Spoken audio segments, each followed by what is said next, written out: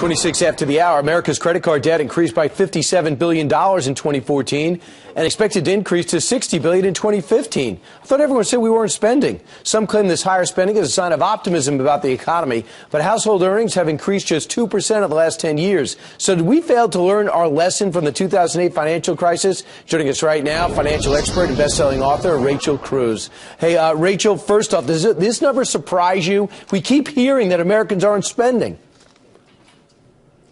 Well, it is kind of shocking because what I'm realizing is that Americans didn't learn their lesson during the economic downturn. They're still spending money they don't have.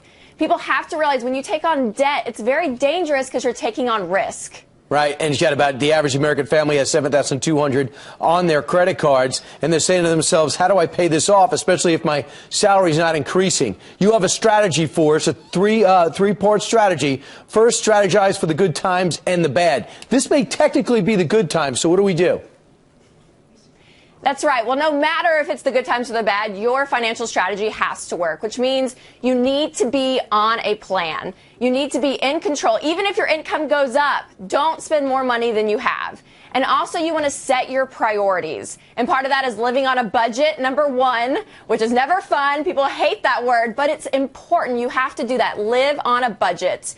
Also, you want to create an emergency fund. Start out with $1,000. Become debt-free. Once you're debt-free, bump that starter emergency fund up to 3 to 6 months of expenses. And this is huge, Brian, because this emergency fund catches you with life. Because a lot of people, when they have an emergency, they go spend it on a credit card.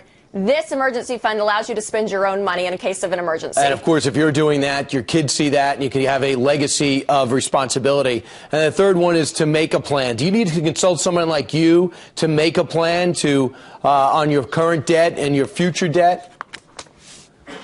Right. This is crucial. What you have to do is to get out of debt. The best way to do it is to list out all of your debts, smallest to largest, regardless of the interest rate. Pay minimum payments on everything and attack the smallest debt first. And then work your way out. And once you're out of debt, stay out of debt. You know, get rid of the credit cards. Don't sign up for that car loan. Live below your means. All right, but I do want that car and I can't afford it, so I'm going to get it anyway. Tough.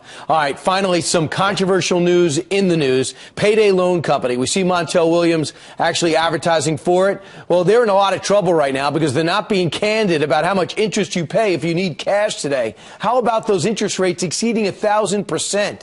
How could that be legal?